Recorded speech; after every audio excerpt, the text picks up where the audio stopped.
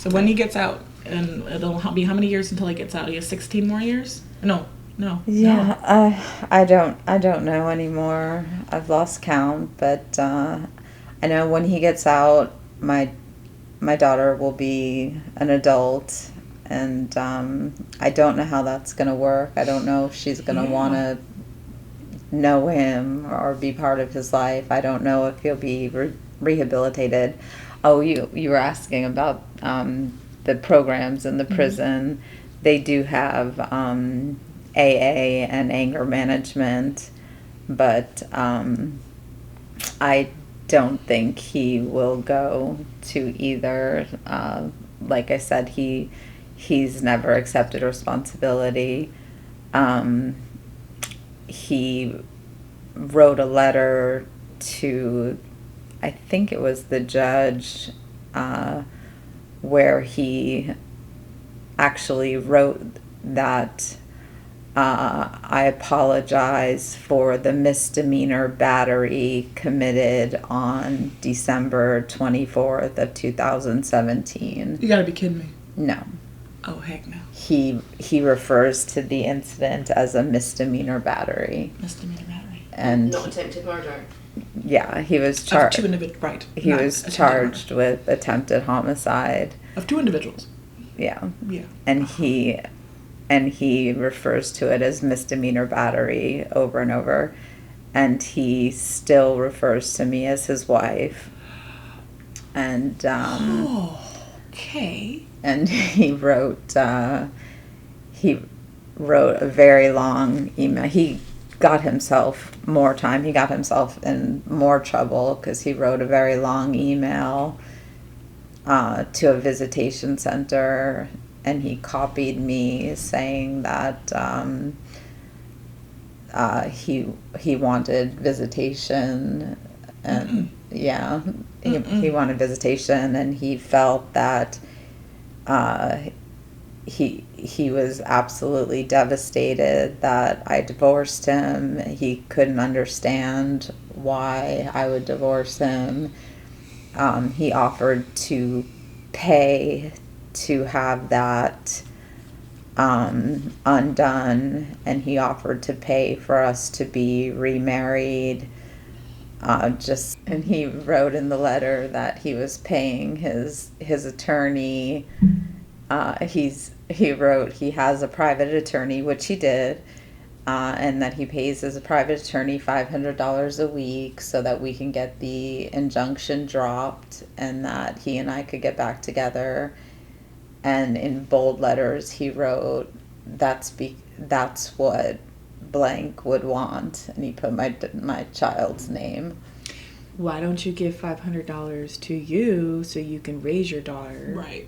Child support. That makes more sense than let's get back together. Yeah. You know, like he did mention that too. He said that he could be of more help out with me and my child, so he could support us and we could be together and be a family so it again. continue to slowly kill you until he actually does kill you. Yeah, he just brushed over the entire incident, that we just had an argument and it was no big deal. But anyone who hears that 911 call, any of my friends that I've played it for, my sister, they say if they hadn't heard the tape themselves, they wouldn't have believed the story. They wouldn't have believed the intensity. When they heard me screaming on the tape, they said that it was like everybody watches the shows on TV, the reenactments, but hearing my 911 call, they said that's the sound of a woman losing her life. Yeah. That the way I was screaming, that they wouldn't have believed it if they didn't hear it for themselves. And that's the thing, these abusers, so it's almost like they live a double life. Yeah. They go to work, they do a great job at work, and the only person they're taking their crap out on is the person living in their home. Yeah. And you've been conditioned or groomed to take it and to never leave, so everyone else thinks he's a great guy. But he's not. No. So like when your sister said, I would never have believed it until I heard you screaming. Yeah. Because on the outside, he looks like a great guy. Yeah. I was driving when we used to live in Georgia. I was driving from Home Depot and I was going home. And there was this big white truck in front of me. And I was on the phone with Reggie, not talking on the phone, but through the speaker in the car, the hands-free thing. And we were at a stoplight. And everyone stopped. And I'm just talking to Reggie, looking forward. And I see this guy take this woman's head and slam it into the dashboard. I'm like, then she opens the door and she gets out. And he just nonchalantly opens the door or closes the door and drives away. I'm like, Reggie, I explained to him what happened. I said, I gotta go. And he knew what I was going to do. He knew I was gonna go make sure she was okay. Because that's who I am. This is not the first time I've inserted myself into someone's life. And it's not the first time I've helped with domestic violence. It's not. So I followed him to see which way he was going, and he went that way, and I saw which way she went. And so I followed her around, and I went to the parking lot, and I said, hi, I'm Angie, you don't know me, but I saw what happened. I want to help you. And her face was, I think, bruised from another time, and it was bleeding from him. I'd never seen someone, he literally just slammed her head into the dashboard like she was nothing. Mm-hmm. Sorry, I'm getting upset now. But I stood there with her and her face is bleeding. I said, we're going to call the police. I'm looking around. I'm like, I'm going to stand with you to make sure he doesn't come back. And if he comes back, I'm going to stand with you. We'll do this together. Because I wasn't going to leave her. And no, I did not know this person. I'd never met her, never seen her in my life. And I called the police, and the police came. And so I stood with her. The police came. And, again, her face is jacked up. And it's getting more jacked up as we stand there because the bruises are starting to come out. And there was already a bruise there anyway. And we called the police, and they're going to go find him. I'm like, you can't go back. You need to leave. And she's like, well, this isn't the first time and no one knows. And I'm like, you gotta tell somebody. He's gonna kill you. You were in broad daylight. I saw it. He's gonna kill you. You gotta leave. You can't go back. I said, I'm not gonna let you go back. We're gonna get you someplace. I'm like, so she had nothing with her. I don't even know if she had her purse. I don't think she had anything with her. Maybe she had her purse. I don't know. I said, let's get you to a hotel. My husband and I will pay for you to go to a hotel. And she probably thought we were creepy. I'm like, it's nothing like that. But just get you to a safe place. Let them arrest him, take him to jail. You can get your stuff, and then maybe go stay with a family friend or anything. But you cannot go back to this man. You can't let him back in your life. And she agreed to let me take her to, I remember Steinmart. We went to Steinmart. I got her an outfit for the next day. And she just looked like a normal lady. She's a beige lady with brown hair. I call her Madam X. Because I never want to say her name. And now I don't even remember her name anymore, but I always call her Madam X. She just looked like anybody else you'd see. Mm-hmm. Anybody else's wife or mom or sister. She just looked like just a normal person. And you would never know this lady's going through hell like you were. So I took her to Steinmart. We got clothes. We were on the way to the hotel, and the police called her and said, they got him. And I said, okay, now you have a choice. I kept talking. I said, listen, you have a choice. And I had a little Bible in the car. And again, I'm a Christian. I said, God doesn't want this for your life. And she's like, I used to be a Christian. My mother, her grandmother, whoever was in her life, she's like, she would never want this for me. I said, just call her. Talk to her. Tell her what happened. Maybe she can convince you never to let this man back in your life. Yeah. And she's like, okay, I'm going to try. She never tried leaving him before. I'm like, he's going to kill you.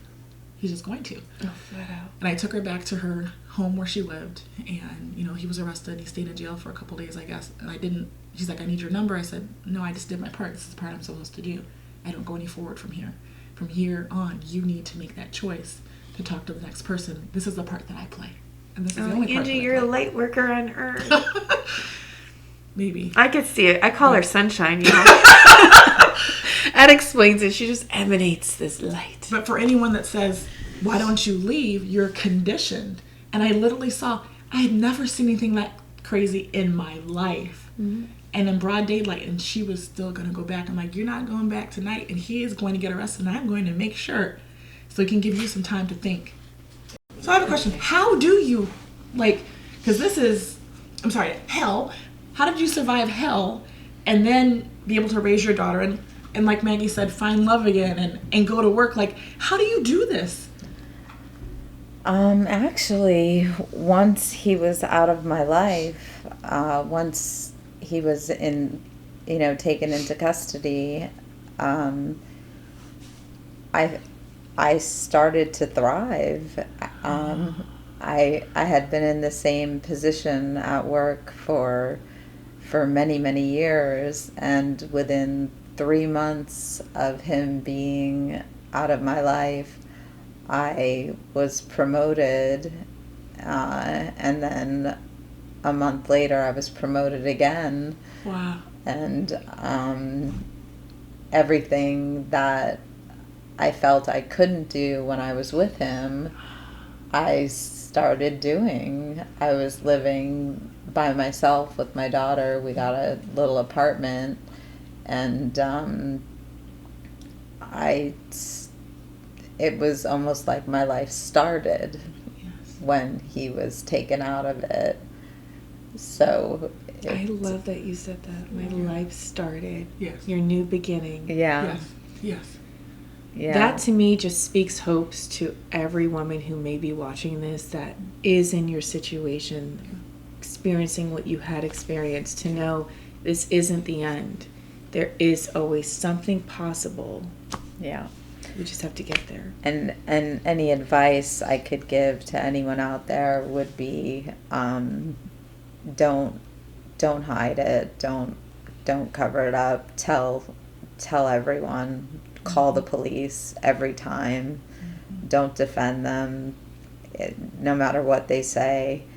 Especially if they try to blame it on alcohol or a bad day at work or depression or anxiety or their childhood traumas, or there's no excuse. There's no excuse for any man to curse at you, yell at you, throw things at you, break things in front of you. All of that, it's all red flags.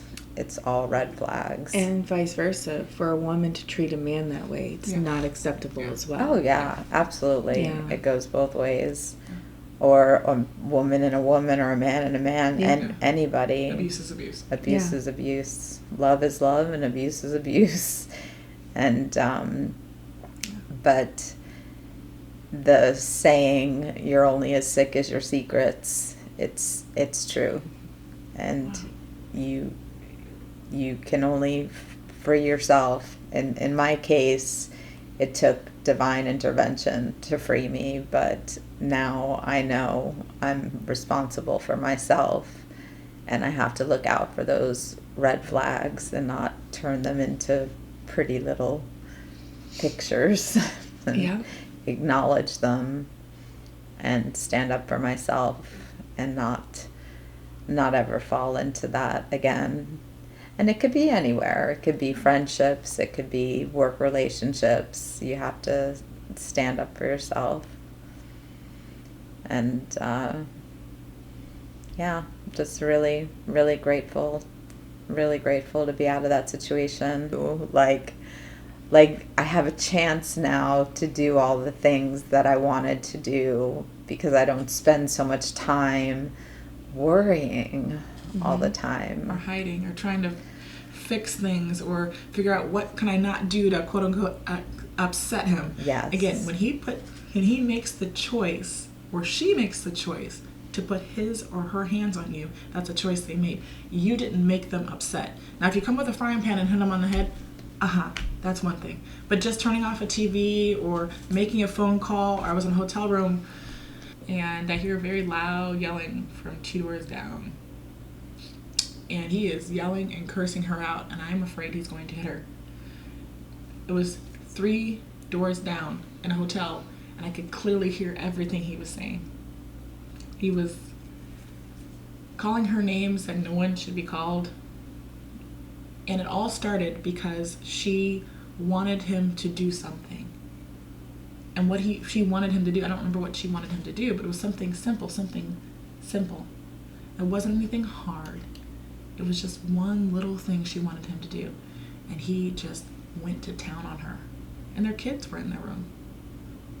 So I called the front desk and asked them to please come up and get this woman, because I think he's going to put his hands on her. And the situation played out. They ended up taking her out of the hotel. I didn't want them to do that because I was scared she was going to go home with him, but she'd probably already been dealing with that anyway. And I wanted someone to talk to her separately and try and intervene to get her to leave. And again, I don't know what happened in the rest of the situation, but I did report them because I wanted, if she had never spoken out, at least I wanted to be the first one on record to say that she's being abused. But going back to what I was saying is, when that person puts their hands on you, they're making a choice. So she had to live with worrying about yourself, about your child, about what thing or what trigger could possibly set him off.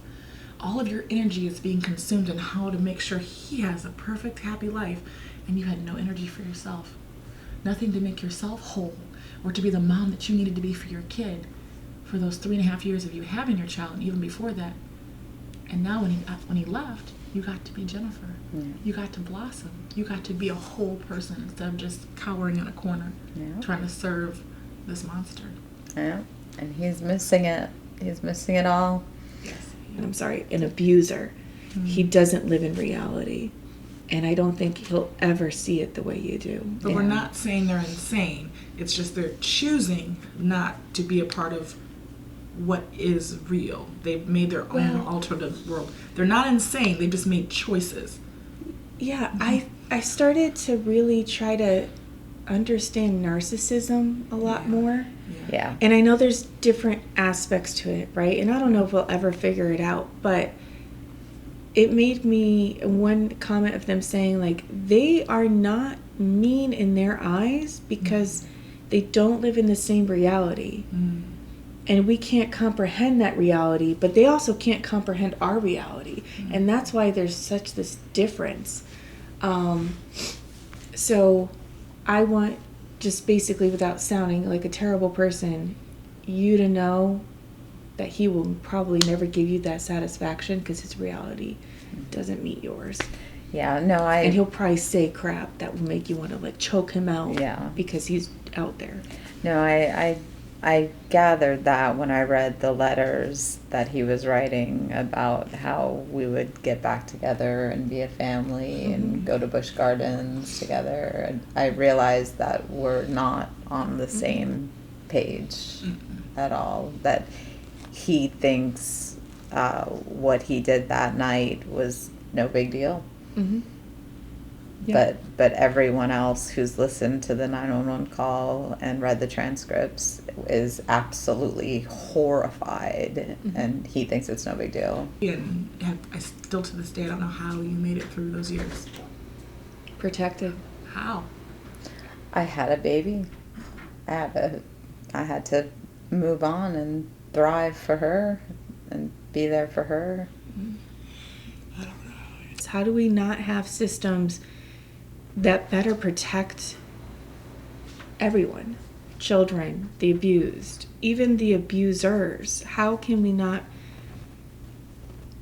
give them an environment that puts them towards growth, away from this mindset? Like, I don't think they can. I know someone who was sexually assaulted by a clergy person, and she was told by her therapist that this type of person, whether they're a sexual assault or a physical assault, they will never be able to be normal. And normal as in not physically or sexually assault or mentally assault someone or emotionally. They won't. There's something where they just, it's either a choice or whatever it is, they will never not be able to do that.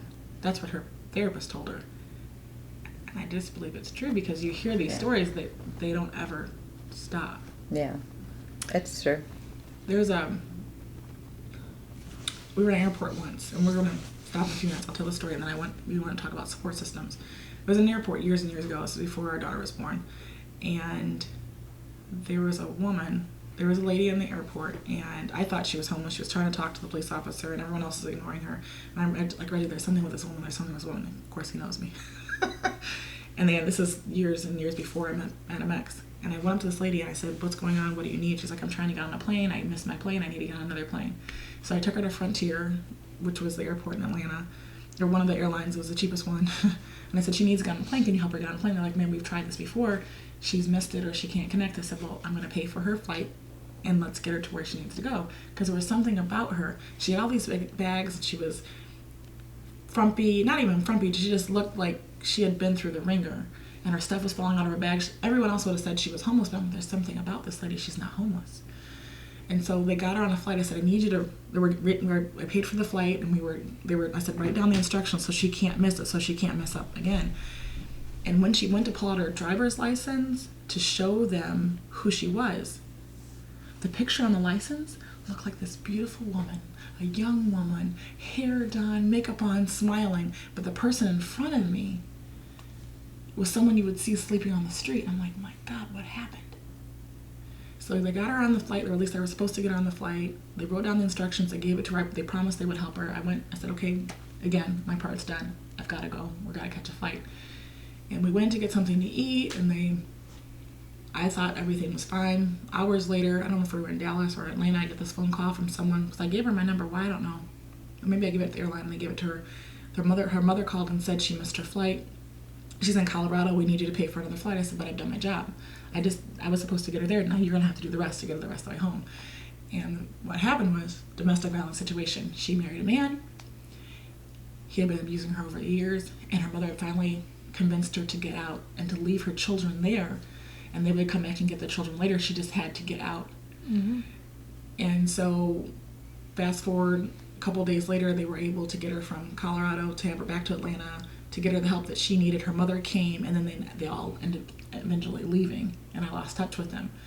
But the idea of the grooming process, and for you to be able to have that divine intervention to get out to look like a whole person, that lady wasn't a whole person.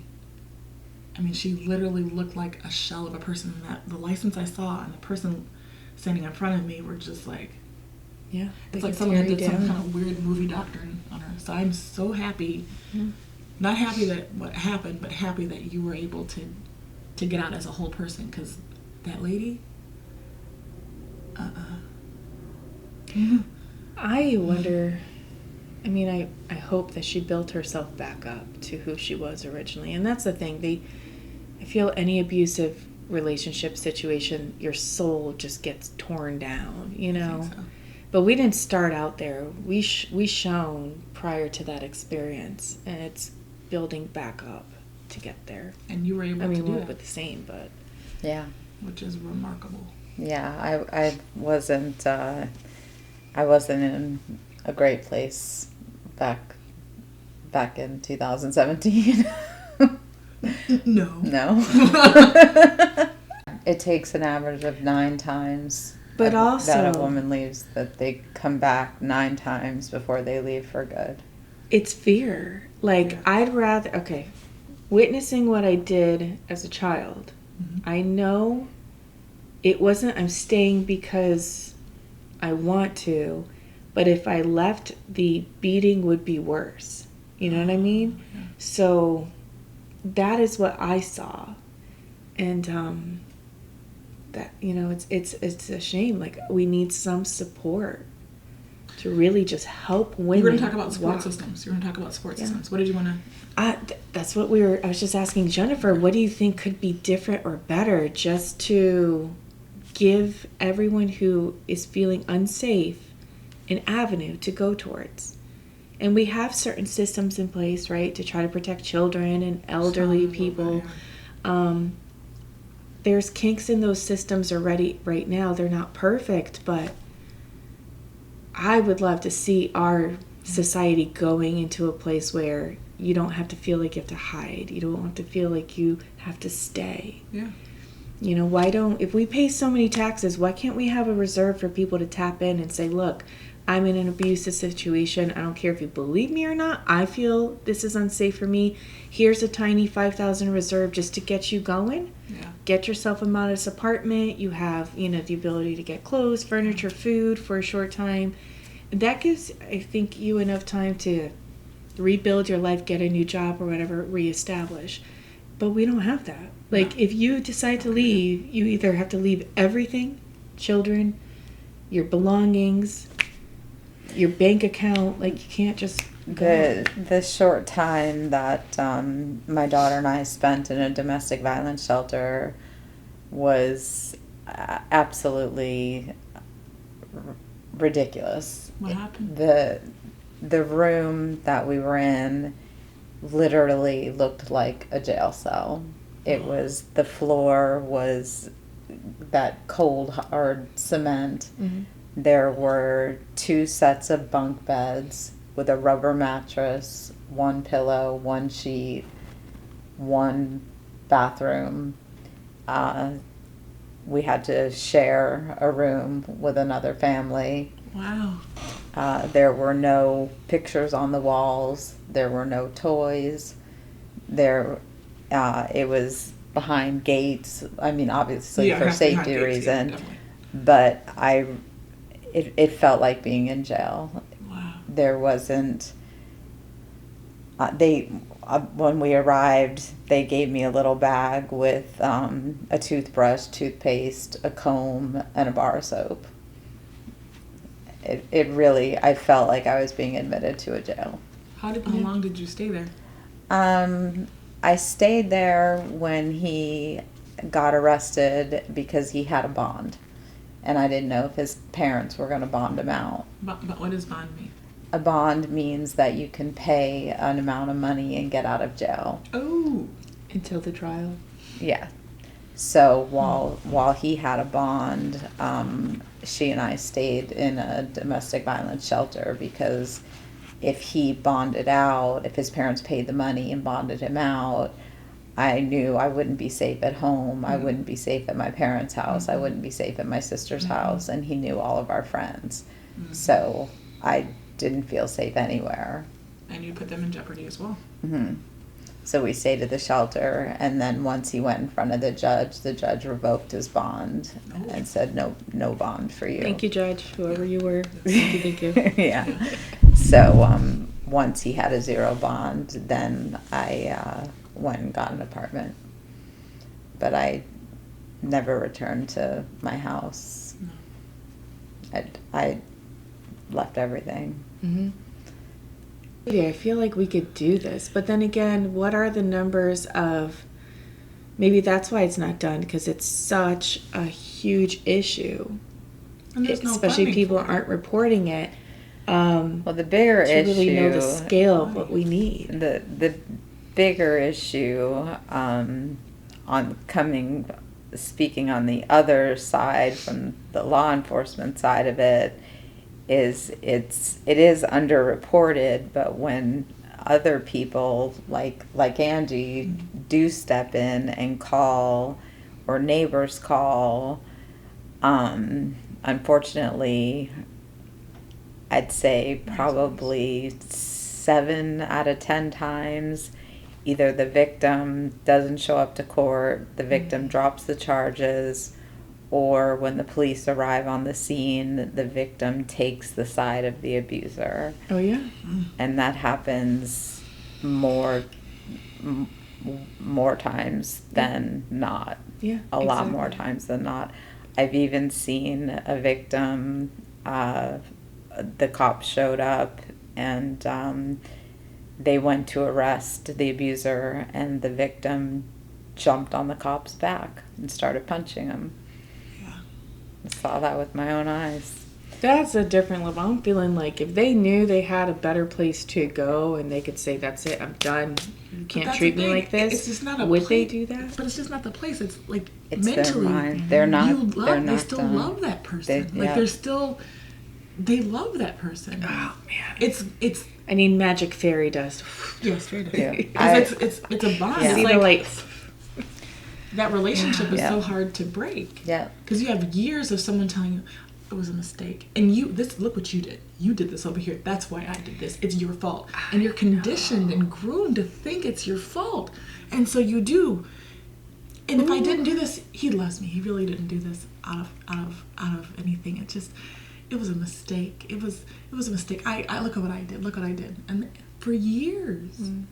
And I can show you pictures of that night, of that Christmas party, of us together at that Christmas party, dancing, holding each other, dancing to our favorite song, and we were very much in love. We were very much in love that night. At least I was. Yeah.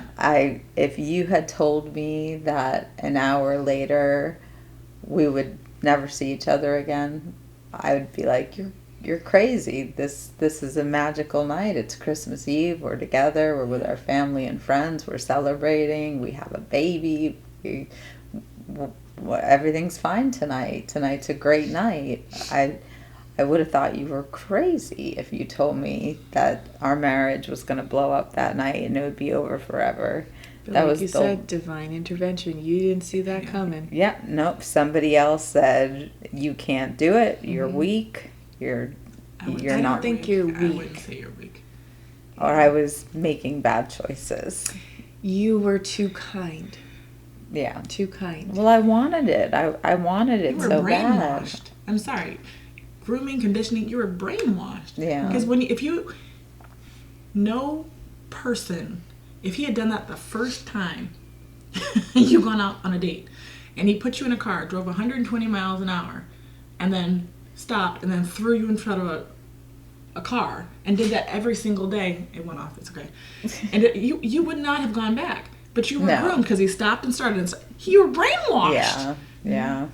It's true, yeah. There's that love bombing stage. Yeah. Yeah. Yeah. Thank you so much for joining us today. I want to thank Maggie and Jennifer. Your story is amazing and Inspiring. inspiring. I don't even know what I would have done in your situation. Just to have the foresight of, putting the phone under the carrier, the childhood carrier, and just being able to stand for years what you did and to come out beautiful and be able to be a professional and be able to go to work and just get out of bed in the morning. Let's say that. And glow. And glow. I mean, just to be who you are. I don't even know how you're able to do that. And that definitely speaks to something that's inside of you. Thank you. So I thank you so much for sharing your story. If you're watching this and you are in a domestic violence situation or domestic abuse situation, please get help. Talk to someone you love. Talk to the police. Talk to a social worker. But like Jennifer said, don't keep it to yourself. This is something that you need to get help for and you need to get out. If it's not just you, do it for your child. Do it for your mom or your dad or whoever it is. If you can't do it for yourself, do it for someone who loves you. Because everybody has at least one person who loves them. You deserve better. And you deserve better. And you deserve, he does not love you or she does not love you. If they're putting their hands on you and they're attacking you, if they're verbally abusing you, constantly emotionally abusing you, financially abusing you, you need to get out and you need to get help. Thank you so much for joining us today on From Days to Years.